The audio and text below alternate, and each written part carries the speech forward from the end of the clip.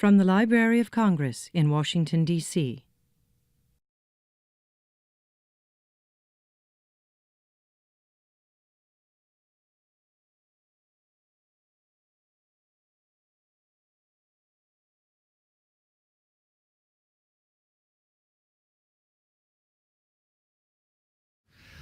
Welcome this afternoon to the Mumford Room here at the Library of Congress. My name is Rob Casper. I'm the head of the Poetry and Literature Center here, and I would like to welcome you today for our inaugural event with the literary magazine MANOA, focusing on Okinawan literature. 13 years ago, at the Associated Writing Programs Conference in Palm Springs, I shared a book fair table with Pat Matsuida. I was there as a publisher of a literary magazine so new I only had business cards to pass out, while she covered her side of the table with copies of MANOA, a Pacific Journal of International Writing. They were all beautiful and filled with great work. They represented what I could only dream of achieving. As managing editor of the magazine, Pat was full of advice and kind words, and we formed a friendship in those few days. Little did I know that 13 years later, at the same conference, this time in Seattle, I would come upon the MANOA book fair table, and in catching up with Pat, we would, by happenstance, lay the groundwork for our program today. I'm thrilled and delighted to resume partnering with the magazine, albeit representing a different kind of institution, and to champion their work to bring the literature of Asia, the Pacific, and the Americas to English-speaking readers. To find out more about MANOA, you can visit their website, www.hawaii.edu/mjournal. I would also like to take the opportunity to thank the Japan Information and Culture Center, part of the Public Affairs section of the Embassy of Japan here in Washington, D.C. The JICC's goal is to promote better understanding of Japan and Japanese culture by providing a wide range of information and events to the American public. To that end, they have launched a month-long Okinawa Culture and Spirit project celebrating the history and the culture of the island, and have featured today's event as part of the festivities. I would especially like to thank JICC Deputy Director Seichi Urauchi, who is here today. If you wouldn't mind standing. Thanks for being here. I would also like to point you all to the JICC's website, www.us.emb-japan.go.jp/JICC. It's a mouthful, but if you type in JICC, you should be able to find it. And you should certainly check out the events they've had thus far this month to celebrate Okinawa, and the exhibit they have that is actually closing tomorrow. So if you have some time on Friday to leave your work as you have today, please take advantage of that opportunity. I'm also proud to say that this is not the only Library of Congress event focusing on Okinawa this month. On Wednesday, September 24th at noon, Okinawa Sanshin of Washington will perform Okinawan folk songs right here in the Mumford Room. And for those of you who are interested in Asian American literature, I hope you will join us on Thursday, October 30th at 4 o'clock, again here in the Mumford Room, for the second event in our Asian American Literature Today series, featuring fiction writer and MacArthur Genius Fellow Yi-Yun Lee. I'm happy to say that many of the staff who are responsible for that series in the Asian division and throughout the library are here today, as is series co-founder Lawrence Min Davis, founding director and current co-editor-in-chief of the Asian American Literary Review. Lawrence, if you could also stand.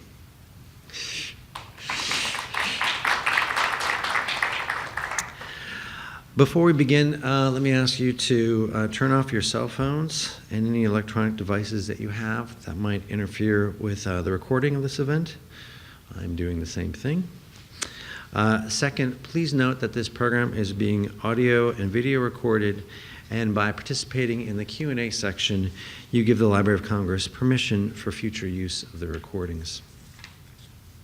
And let me tell you a little bit about the Poetry and Literature Center. We are home to the Poet Laureate Consultant in Poetry, and we put on literary readings, lectures, and panels of all sorts throughout the year. If you would like to find out more about events like this, please pick up our listing outside or sign our sign-up sheet. And you can also check out our website at www.loc.gov/poetry. Finally, let me tell you about today's event. We have MANOA editor Frank Stewart, who will be joined by Katsunori Yamazato, who is guest editor for the summer 2011 issue of the magazine, which was Living Spirit, Literature and Resurgence in Okinawa. We're thrilled to have copies of the issue for sale in the back, so if you haven't already gotten one and are excited about what you hear today, please do pick one up. Living Spirit is a collection of compelling prose and poetry representative of the Okinawan Renaissance that began in the 1960s. Our two guests from the magazine will read from the issue for around 25 minutes, and they will be joined on stage by acclaimed American poet Brenda Shaughnessy, who will then lead the moderated discussion afterwards. And we'll have some time in the end for your questions. The only thing that we ask is that you wait for us to give you a mic when you ask your questions, so that we can make sure it's recorded in the webcast as well. So without further ado, please join me in welcoming Brenda Shaughnessy, Frank Stewart, and Katsunori Yamazato.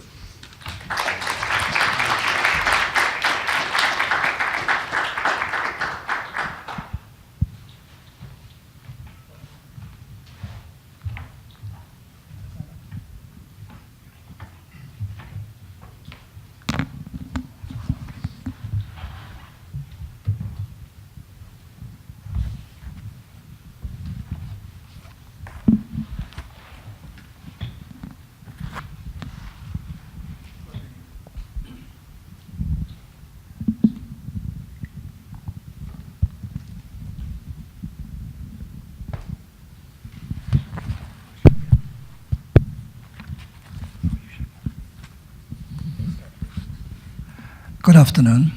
Welcome to our reading. I'm very pleased here today. This is a historical moment because I believe this is the first time that Okinawan literature is being introduced and being read and discussed in the Library of Congress. I feel very honored. Thank you for inviting us.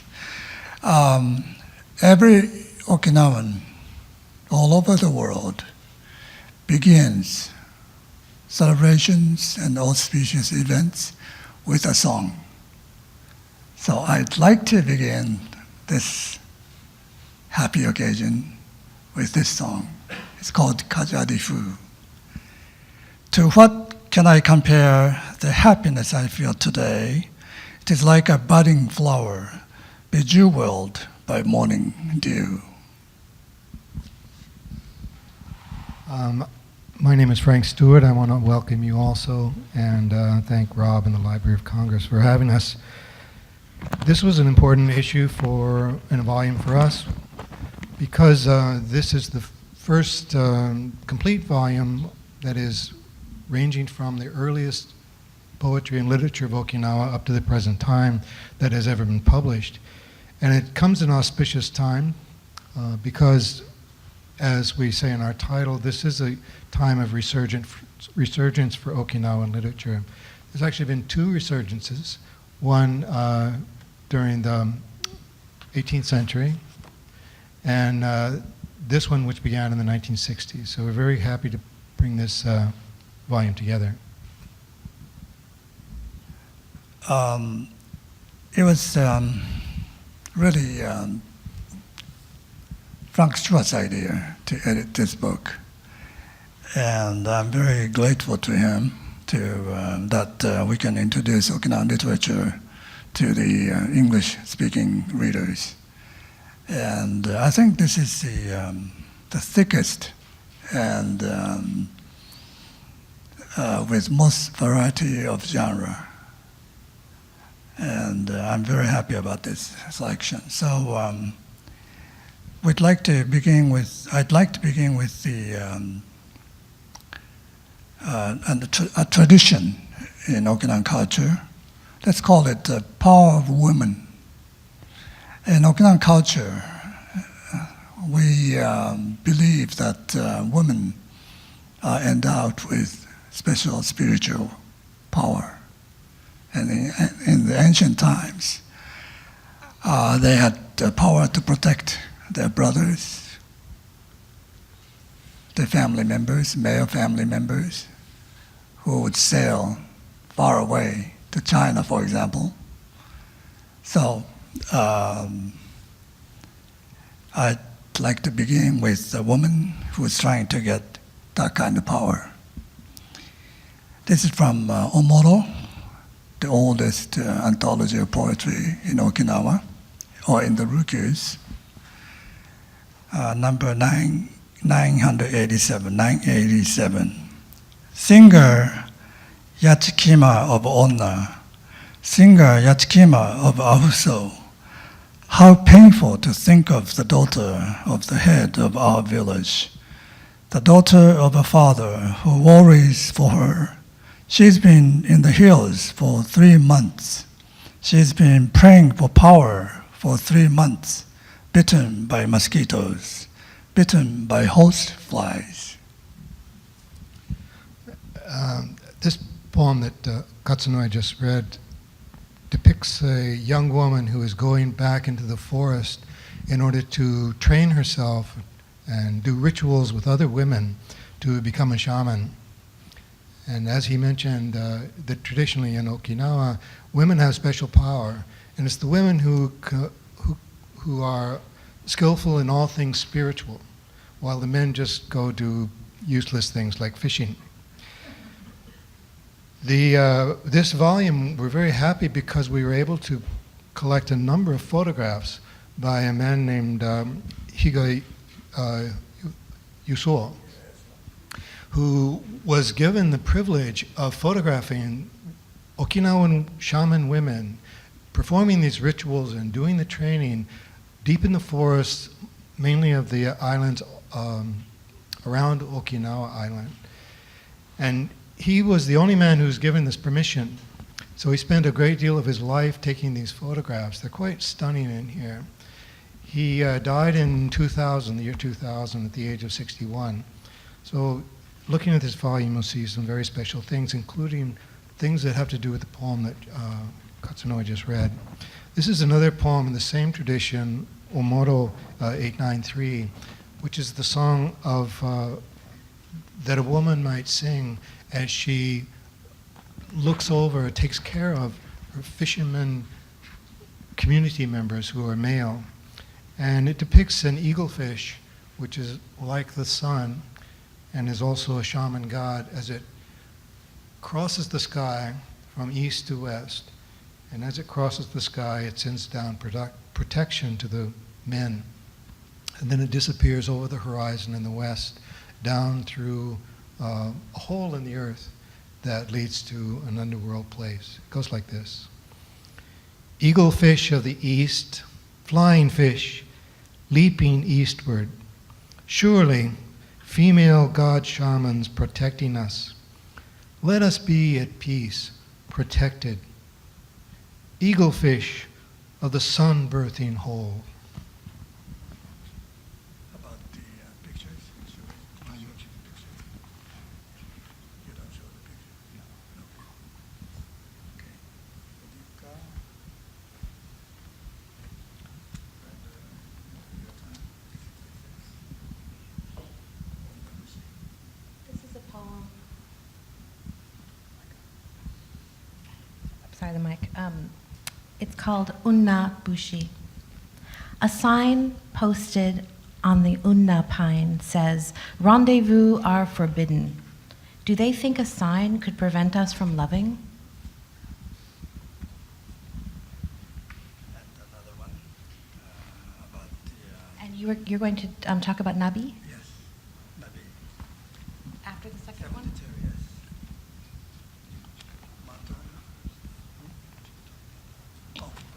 Unna Nabi is a poet, woman poet, who was born in Onna village in the middle of the island of Okinawa. She is known to be free and very open and candid, frank, under the strict rules of kingdom. And behind that, the strict pressure from, the heavy pressure from the Satsuma clan, who actually controlled the Ryukyus at that time. But she could speak her mind, like as in the poem Brenda just read. She's going to read another book.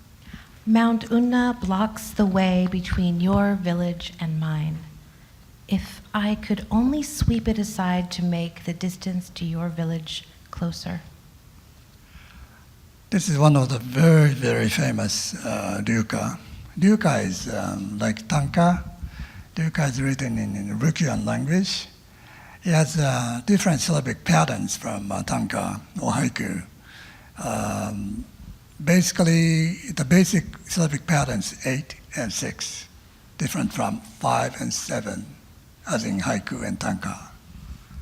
So she was very famous for writing this kind of song, and very free. You can see how free she is, even under the political pressure or whatever pressure she had.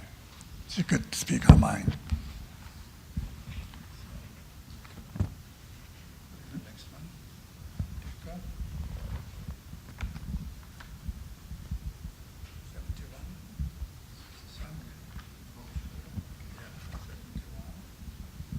Okay, this is continuation of those kinds of poems, ryuka, and you notice that these are written by ordinary women, and in a less formal way.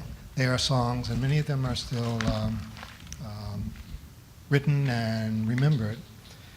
They are sometimes sassy, as we saw with Una, and sometimes sad. I want to read you two quick ones. Again, they're very short poems. The first one by a woman named Chiru, who was also one of the famous writers of Ryuku. No sign of you yet. Are you late or not coming? Still, I wait throughout the night. Even the moon's sad face abandons me. Emoticon. Okay. And this one also a poem of longing. In the long days, we work in separate gardens. Meet me at night, please, no matter how briefly. Lovely thing about these poems is, on one level, they are the longing of a single woman, a single person for someone else, obstructed by some obstacle, a mountain, a sign that says no love here, and or a day's work.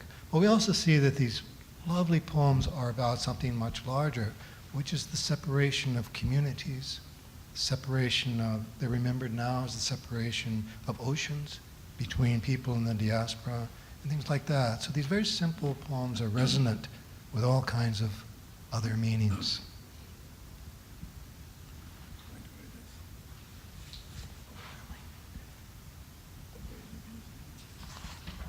This is one more.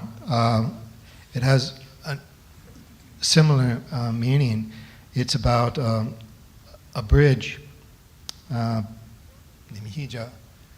In this case, it reflects what's happening in the Satsuma period, when the Satsuma clan from Japan takes control of Okinawa, and the people become very poor.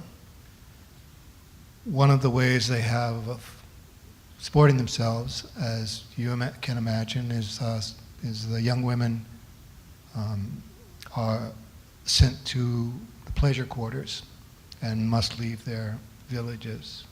In this case, the Japanese have built a bridge between the small village and the place where the women are sent, in this case, sold. So a very short poem, but very poignant. The bridge of Hija hurts me. Someone heartless built it. and I must cross over and leave home to work in that shameful district. Nabi and Chiru are two famous women poets in Ryukyu. And as you can tell, Nabi was spontaneous, free, spirited, outspoken. And Chiru, very sensitive, soul to pleasure quarters, very meditative, sad, but very poignant, as Frank pointed out. I'm going to finish this section with a beautiful poem by a young woman, I think, who lives in the countryside.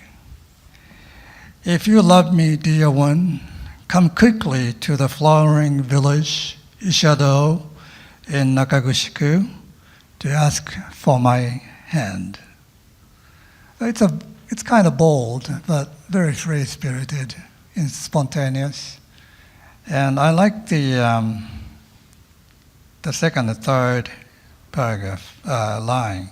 Come quickly to the flowering village, Ishado and Nakaguchiku, to ask for my hand. So she's different from Nabi and Chiru, but I like this poem very much. This is a more recent poem, but again it talks about the countryside and the separation between the countryside and the city, and the losses that occur when one has to leave the city, whether it's crossing a heartless bridge or having to leave an island or community because it's so poor. In this poem, the grandmother is described as losing her son to the city. And in the theme that we were speaking about, of the women having spiritual and protective powers for the men, this is a reversal, because the man leaves, the son leaves. And he's going not only to the city, but he's going there to do something that is untraditional. He's going to participate in political activities. So all of these things are very different. It's called an ancient banyan. Today, through a breach in the encircling reef, the son who departs, dreaming of joining a revolution in a northern city, someday will return on the tide. The son who renounced the village, that still believes in the spirit world and the gods. In the same village, the mother never gives up waiting. In rainy May and June, harvesting sweet potato leaves, she told him as a child of the Kijimunya, mischievous tree spirits, but not of her own dreams.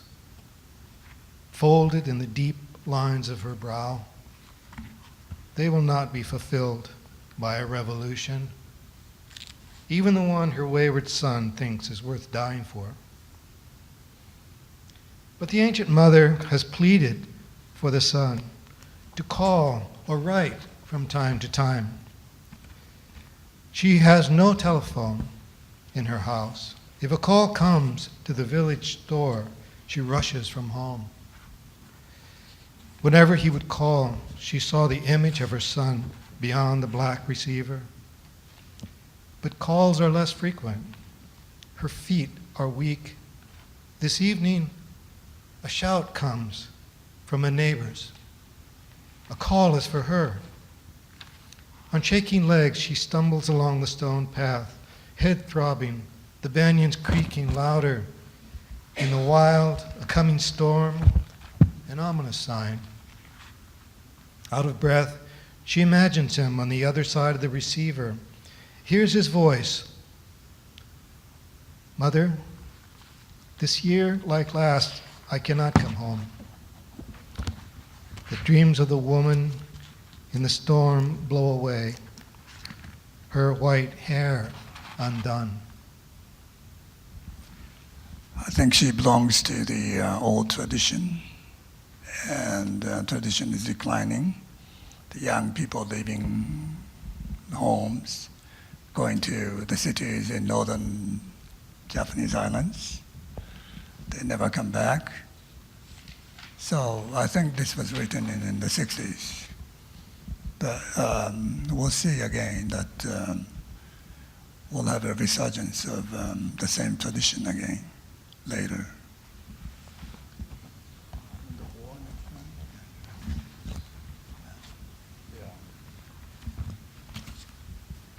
Part 2, next we'd like to read from literature of the Battle of Okinawa, which took place in 1945. The American invasion of Okinawa took place in April, and the war, the fiercest ground war in the Pacific theater, I think, took place in Okinawa, and ended officially on June 23rd. And so Okinawan people on June 23rd gave prayers to the dead. But at the same time, it's a very cruel day for the living because of traumatic experience.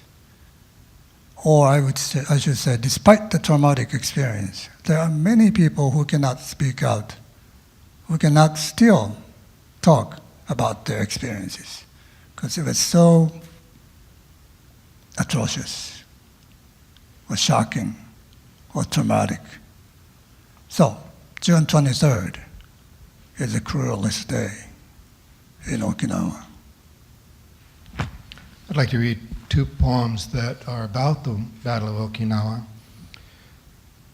As you may recall, as Katsunori said, it was the worst ground battle in the War of the Pacific, and that's because it was one of the last, just before as the Americans were considering invading the mainland of Japan. The Japanese military used Okinawa as a shield, in a sense. They put many forces there, and they dug deep underground into caves, into wells, into places heavily dug in. And this is one of the reasons it was such a terrible battle. In these caves, which are still can be seen in Okinawa, many of the civilians fled there and hid in the caves, often with Japanese military. So when the bombs came and when they landed in the caves, they also killed many civilians. But outside the caves was far worse. It was a storm of steel raining down from the battleships offshore. This first poem is called The Well. Crossing the battlefield in a single file, a woman leads a child and an old farmer in the lead-gray light before dawn. The weedy grasses are silvered by dew. Empty tin buckets swing on the ends of the pole the old man carries across his shoulders. This quiet May morning. Around them, defeated soldiers squat on the beach under the poor shade of palms, under rock ledges. Their eyes are glazed, their canteens dangle from their shoulder clips. On a hardscrabble trail toward a palm grove in the lead-gray mist before dawn, the 3, this quiet May morning, begin running in desperation, exposed to enemy gunfire. For the grove behind the open field, this quiet May morning. At the grove's edge is a well in the limestone, in a cave so dark, sunlight reaches it bent and broken. Inside the cave, the terrified people huddle together, dip their cups in the well, whispering to one another like the sounds of water dripping. If a bomb kills everyone here, the water will continue seeping into the well, as if you had never existed. So drink up, slake your thirst, and listen. as enough sweet water touches your lips for you to survive another day. Outside the grove, a legless soldier begs. His phantom limbs extend into the nothingness, his pleading mouth a hole of emptiness to be filled. Oh, give him water. Give him last water, and don't leave him to die thirsty this quiet May morning, where the dawn breaks soundlessly, as if silence were a shelter against the rain of fire that each day starts falling.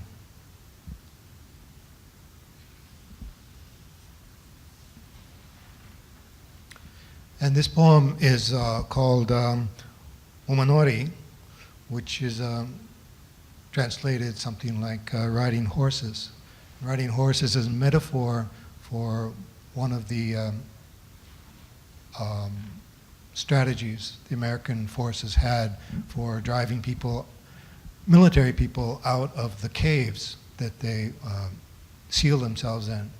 Unfortunately, as I mentioned, sometimes civilians were also in those caves. What kind of riding horses is this? It's simple. You bore a hole down through the ceiling of a cave, pour something flammable in, and toss a match or a grenade. Umanori is what Americans learned on the battlefield of the Pacific War, perfected it on Okinawa Island, regarded it as permissible during war. Above the caves, American soldiers. Underground, the ones who will wear flaming hoods of sorrow. Needless to say, there are infants in the arms of mothers, old women, old men amidst the Japanese soldiers, all wearing hoods of sorrow, cooked alive inside the ovens. Can you restore the bodies of pregnant mothers whose bodies were tombs inside a flaming tomb? Foolish dreams. To ride such horses is to ride them forever. The war ended, as I said, officially on June 23rd, 1945. And that was the beginning of American occupation of Okinawa, or the Ryukyus, the small archipelago. And the Ryukyus was cut off from Japan and came under American administration. If we look back, the first contact between the United States and Okinawa took place in 1853 when Commodore Master Perry arrived in Okinawa on his way to Edo. He didn't go to Tokyo, Edo, directly. He stopped in Okinawa and used Okinawa as, what do you call that, outpost? He went to Edo to negotiate to open Japan. If he failed, he came back to Naha, Okinawa, Naha port. So he stayed in Okinawa for a while. If you read his expedition, you'll see his description of Okinawa and pictures of Okinawans drawn by a man called Heine, a painter that accompanied Perry. And Perry, Commodore Perry suggested, he wrote to a Minister of Navy of the United States that the occupying the major ports in the Ryukyus would benefit American naval ships and commercial ships. But the Minister of Naval, too long? Okay. I'll make it short. Said no. So 1945 was, for Perry, a dream come true because the occupation started that time. So for Okinawans, the Americans came first as liberators. But then after occupation started, somehow people were not happy because of the oppressive occupation policies. So that that stimulated writing of literature. There's some prose in the book that you were going to talk about in terms of the Vietnam War. Yes, America, as Katsunori was suggesting, has had a long, long relationship with Okinawa, one that sometimes Americans don't realize. It goes back to Commodore Perry, but it also goes through the occupation of Okinawa by America after the war up until 1972. So we have a very long history, Americans do, with Okinawa, and Okinawa with America as well. One of the tragic moments in that relationship was during the Vietnam War. Okinawa was used as a rest and recreation area, so-called, for Vietnamese, for soldiers in Vietnam. It caused a great deal of disruption on the island, as you can imagine, a bunch of soldiers trying to get away from the war. And among the things that happened was, again, the pleasure quarters. This is a very powerful, powerful story called The Wild Boar that George killed. And in this story, I'll only read a very brief thing at the end, but the soldier grows increasingly neurotic, living in this environment of violence and other soldiers coming back, and it's a very terrible situation.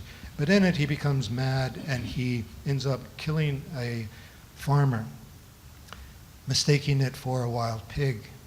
And this is the very end of the story. George's mind was strangely clear now. Or maybe I should drag the body 50 or so yards from there and leave it in a no trespass zone. Do I really even have to think about making up some story that'll work? The military court officers will never do a thorough investigation. But I would like to tell John and the lieutenant what actually happened. No matter how far George walked, he felt not the least bit tired. He was now a considerable distance from the grasses, but something like the buzzing of those insects was rising to peculiar levels in his ears. Let me tell you a little episode. I recommended 2 American translators who edited an anthology of Okinawan literature before this to translate this story. But for them, this story was too provocative. They thought this would be too offensive to American readers or too radical. But this is based on a true story, actually. An American soldier, young soldier, shooting an Okinawan farmer to death, claiming that he thought he was a wild boar. Well, anyway, so they didn't translate it. So we did. It's a good story, and we got to translate it.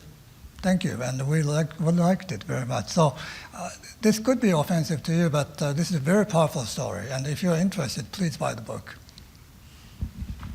Finally, the last piece we'd like to just present to you is, again, a very contemporary story. It's called Paper Airplane Flying from the Top of the Empire State Building. In this story, there's a young Okinawan woman who meets a GI during the Vietnam War, but he's very kind, and they begin an affair. And with his help, she becomes a very successful businesswoman. But in the midst of their affair, he disappears, he leaves, as many relationships that began with soldiers, and so he disappears, and she never hears from him. And 40 years later, she hears a report from one of her friends that this man named Mike has been seen in New York City. And when he was seen, he looked like he was homeless. So the woman, now a grown woman, who has heard nothing of him, her name is Kana, she goes to New York City to look for him. And why did she go? It's not because she's in love with him, really. It's again because she cares for him as a woman. She cares for a man, this man that she knows. Her friends don't understand why she goes. She says, what will you do if you find him? Why not just give him $100 and go away? She says, no, I can't do that. I have to take care of him. So she goes, and she goes around the city, and not to give the story away, but in the end, she cannot find him. And so she does something that she's wanted to do forever, and she had told Mike about when they were living together. And that's to go to the top of the Empire State Building and throw a paper airplane to see what happens. So in the end of the story, she does go to the top of the Empire State Building, and this is just the end of the story.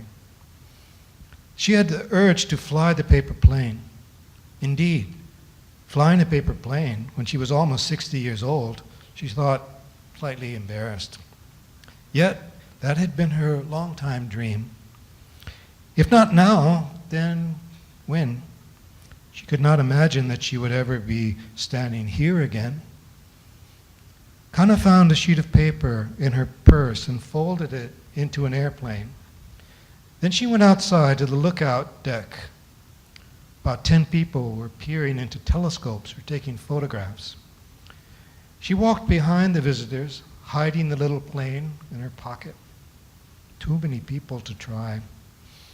She gave up on the east side and went around to the west, facing the Hudson River. She looked around to be sure there was no one watching. Kana threw the plane steeply upward. It flew over the fence with ease and immediately was caught in the cold, foggy wind. In a flash, the plane was headed toward the East River. Kana looked around again to see if there had been any witnesses. There was no one, only the moist wind humming gently to itself, dampening her face. From over the far Jersey shoreline, the clouds were sweeping in again. The name of the protagonist, Kana, is not a contemporary name for a woman. It's an ancient name, maybe 19th century name. So it suggests that she has what we call the power of a woman, protecting man. She doesn't understand why she has to go to New York. It's an unconscious urge to save her former lover. And she said, I'm going to bring him back to Okinawa. So she wants to protect him. So again, in this story, you see and I see, we see that the female tradition, power of a woman, continues to the 20th century. And that is really just the tip of the iceberg when it comes to the incredible wealth of materials in this book. I mean, I think that there's scholarship, the editorial work, the curational vision, the creative visions in this anthology. It's really, it makes it a real treasure, and it's unlike anything else in world literature. And it's now a part of world literature. Can I ask you to start off the Q&A, why should Americans read Okinawan literature? What's the interest there? I'm an Americanist. I study American literature and American culture. So from my point of view, correct me if I'm wrong, one of the major themes that runs through American history, American literary history, is the sense of identity. It seems to me Americans are always looking for who they are, an answer to who they are. What is an American? What is America? What is an American? There's a famous essay by Crevecoeur in the 18th century. So if you read American literature, you see, Okinawan literature, you see Americans depicted from different angles. Americans have been looking at the world from this side, but in this literature, in this book, you see Americans depicted from the other side. You'll see new Americans there in this book. And I would say Okinawan literature was in part shaped by its contact with American culture, with Americans, with American occupation. And also, I would say that the Japanese existence is also very important to Okinawan literature. So there's a triangle that shaped Okinawan literature. I could just add one more note to that. Okinawan literature is now recognized as of superb quality, even by the Japanese. By the Japanese as well as the rest of the world. In 1960, the first Japanese writer won the Akutagawa Prize in Japan, which is the highest award for literature that Japanese give.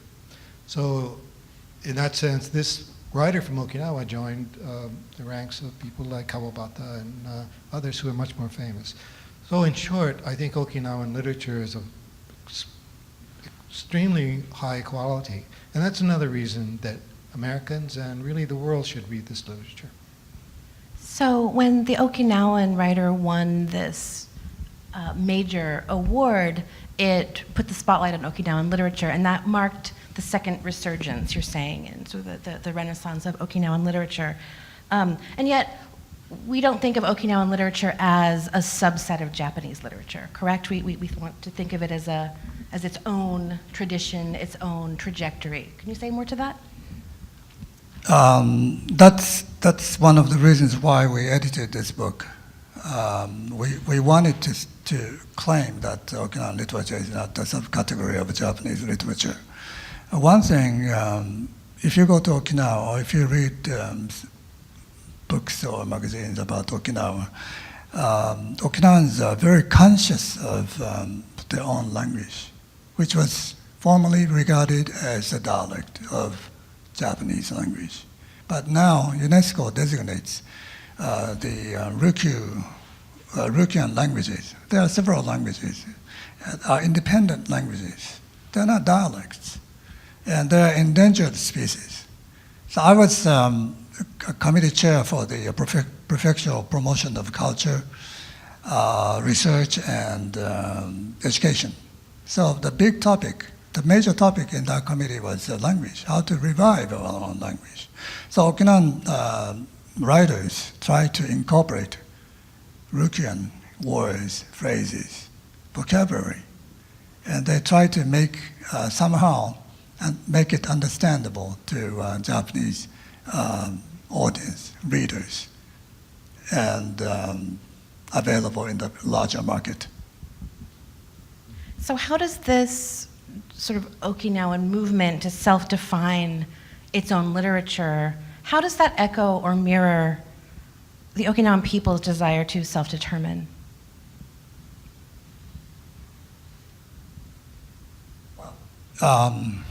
You're asking me a political question? Okay. Well, I have to be honest.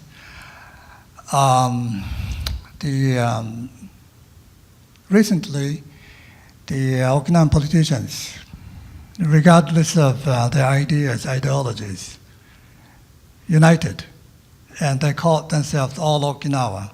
They handed a proposal to the Prime Minister of Japan about the national policies on Okinawa. As you know, Okinawa is such a small place, but 75% of American military installation is based on Okinawa, which Okinawans think very unfair. So perhaps Okinawa is the only prefecture in the world, I mean in Japan,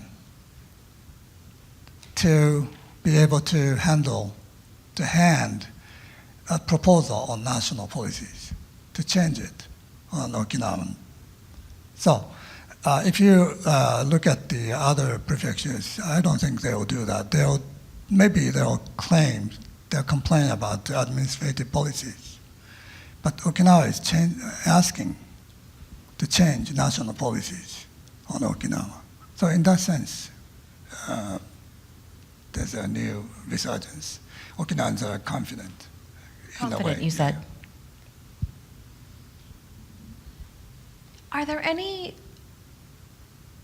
scholars or writers or artists you can think of right now in contemporaneous Okinawan literature you really feel are sort of bridging the history with the future, who are kind of taking traditional forms like the ryuka and bringing it forward into the future? I mean, how are we going to get these ancient traditional forms that have been resurfaced and resurged into world literature ongoing?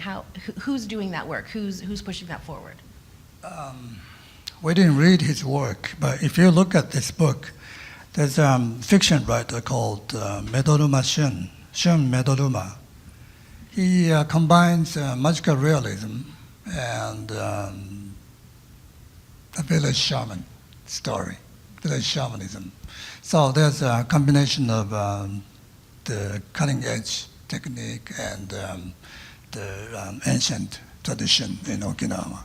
So it's very interesting. And at the same time, the Okinawan literature is becoming more and more post-colonial in a way. So it shares many similarities with the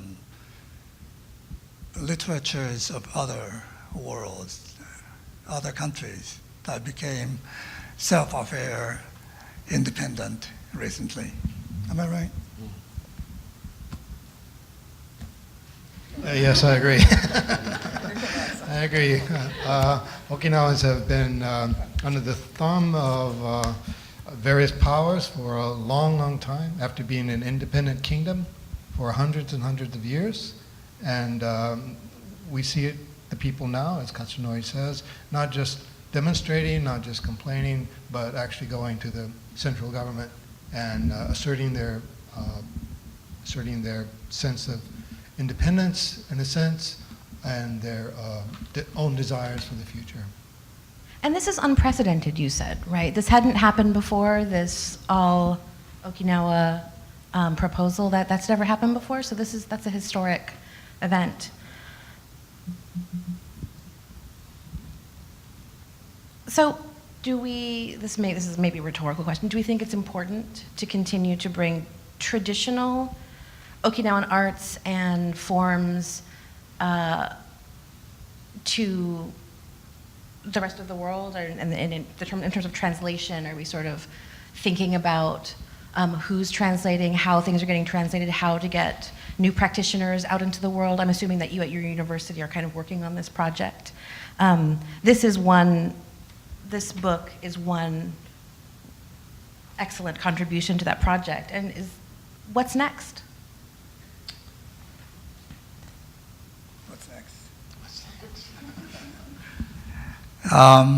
Many Okinawans thought that the language, the culture, the tradition were not really good. That's how they were taught. You can think of Ireland. Many Okinawans think islands share many things with Okinawa. You can tell the parallel, the great country, strong country next to it, the neighbor. We have a strong neighbor. So, yeah, if I could just add. Yeah, okay. Yeah, a good comparison is Ireland, in the way Irish literature was seen by the British. You know, when Ireland was thought to be peopled by, I don't know, potato farmers and drunks, I don't know. That's not but I heard that. It's similar with Okinawa, seen as a small place with, backward people. And that's all changed now. And I think what comes next is to continue to read Okinawan writers, because after all, this is a very small volume, a very small selection of a group of writers who are really making beautiful literature that can be read worldwide. And there are many others in this volume. So next, volume 2, maybe. Okay. So that means one phenomenon I would like to point out is that many Okinawan fiction writers and poets were using more and more Ryukyuan language. They incorporate Ryukyuan into their fiction and poetry. And sometimes they write their poems entirely in Ryukyuan, which is unintelligible to someone from outside Okinawa. I belong to the generation who can speak fluent Japanese, Ryukyuan, Okinawan.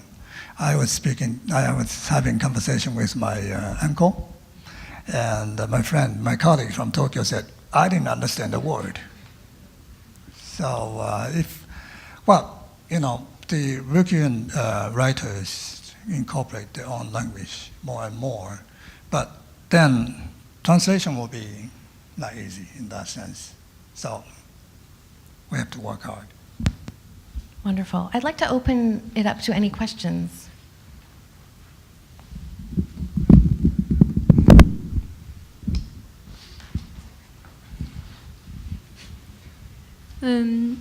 Did the resurgence in Okinawan literature and arts, did that coincide also with the end of the occupation? And can you talk about how the cultural atmosphere changed at the end of the occupation? Say again. Can you talk about how the cultural and artistic atmosphere of Okinawa changed, if it changed at the end of the occupation? During Resurgence, Yeah. 72. I experienced the occupation. When the occupation ended in 1972, I graduated from college. So in high school and college, I really experienced occupation, the heaviness, the harshness, the oppression. But at the same time, I worked as a paperboy inside the military base. And I had breakfast with American school teachers, and I had many good friends. So the experience is complicated. But in general, for many people, maybe I'm an exception. For many people, the occupation was not really happy experience. So the what we call reversion movement took place. Reversion movement was actually not nationalistic. But some people said, we're going back to our mother country. But from my point of view, it was another civil rights movement. So in the 60s, the United States faced two civil movements, domestic and foreign, which is in Okinawa.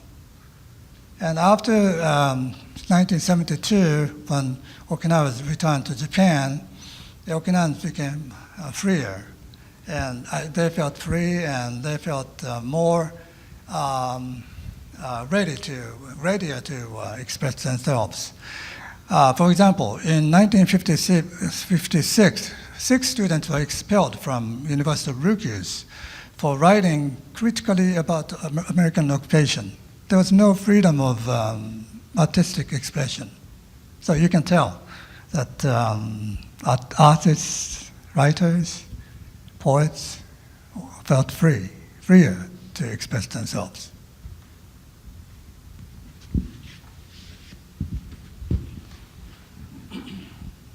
Hello. I'd like to ask and learn about a little more about omoro soshi. And I'm a Japanese specialist, however, I don't know that much about the Japanese literature. I have 2 questions about omoro. What is the real importance of the omoro in the Okinawa literature? And then also there are thousands of the poems in omoro, and how much % of the written by the women, female? The reason why I'm asking is this summer my intern and I actually found the microfilm, the omoro, the copy of the original, the manuscript, and we got so much interested and excited because this copy was stolen by the American soldier, brought to the US, and the State Department actually returned to Japan, to Okinawa. So we have that manuscript copy of the zero. Well, omoro is the oldest anthology of Okinawan literature, and oldest form of poetry is recorded in it. But at the same time, many scholars are still getting together regularly, maybe once a month, to decipher words in it. Omoro has not been completely understood. There are so many words that people don't understand. And we are lucky enough to have this translation in this book. And these poems were those that were deciphered or transcribed, translated into modern language. So, and I don't know what percent of poems are written by women. I'm sorry about this. Okay, so per se that, Japanese have kind of women words or women tone or versus female and then, the male tone or writing way, how to write the poems and the things. But we cannot figure it out in Omoro, thousands of the poems, either who wrote or female women wrote or men wrote. We can't figure it out. Is that correct?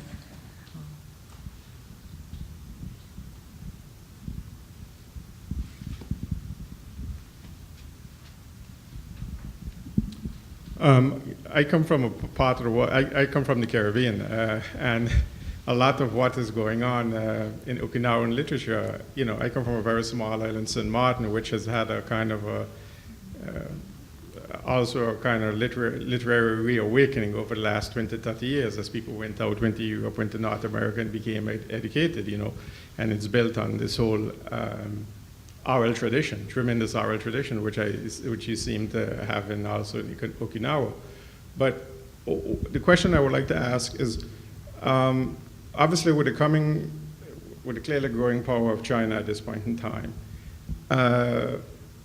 and the ongoing, obviously, presence of the United States in Okinawa, is the coming power of China creating kind of a reappraisal of the position of America? A. B, in what sense does Okinawan literature build off of other kind of literatures, Papua New Guinean, Taiwanese, the other type of kind of smaller literatures in the different places vis-a-vis the dominant power, be it Malaysia, be it Singapore, be it China, Taiwan. There, how do you see that playing off of how do you see Okinawan literature taking place in that context? That's a very difficult question. I can't answer the question about Chinese influence and American presence, the influence of American presence on contemporary Okinawan literature. You're talking about what's happening now, how it's impacting Okinawan literature now. Am I right?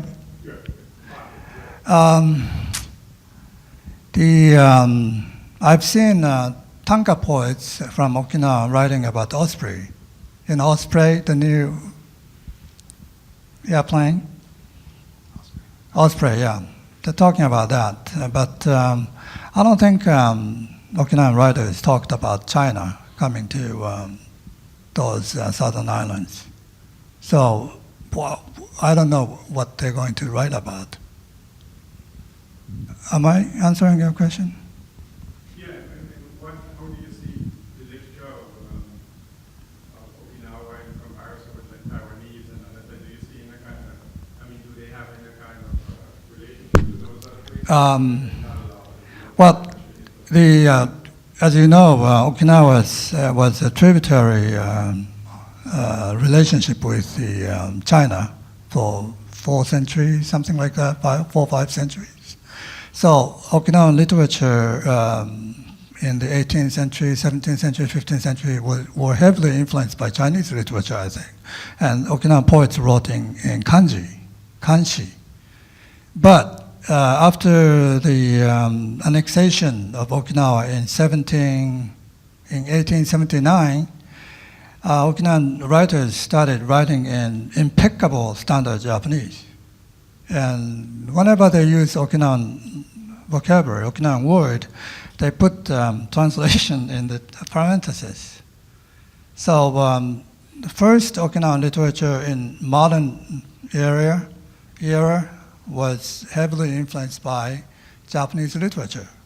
And then after American occupation, as I said, the American presence influenced the Okinawan imagination and shaped the kind of Okinawan literature we see now.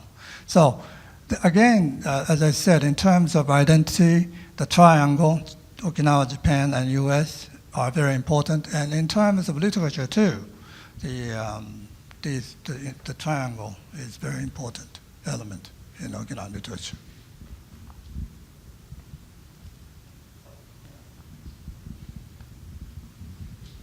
But just a really simple question. You referred to some of the poems as songs. Can you speak loudly? You referred to some of the poems as songs. Yes. I wanted to ask if you could explain a little bit more about that. The traditional ones were sung, or is there? Can you talk about that? The first poem I read was written in Okinawan syllabic patterns, 886 syllabic patterns. And it's different from Japanese patterns, 575, something like that. Yeah, that's haiku and tanka. But ryukai is 8886. So 86 patterns, 8 syllabic patterns and 6 syllabic patterns are dominant in Okinawan poem or poetry. And, well, let me say this. The English language produced iambic pentameter, right, as its basic meter.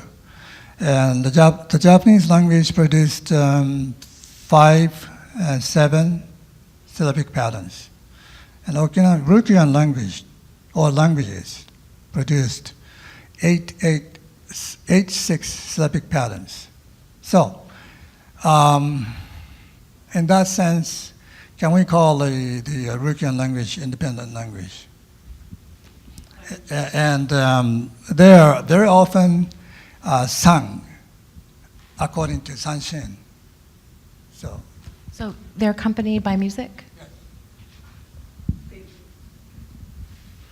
Well, I think on that note, I think we'll complete our wonderful trip into Okinawan literature. Thanks so much for our speakers today, Brenda Shaughnessy, Frank Stewart, and Katsunori Yamazato. And please go buy copies of Living Spirit and come back to our event on October 30th. And if you're here at noon on September 24th, come and hear Okinawan music played. Hopefully you hear some poems accompanying them. Thanks so much. Thank you. This has been a presentation of the Library of Congress. Visit us at loc.gov.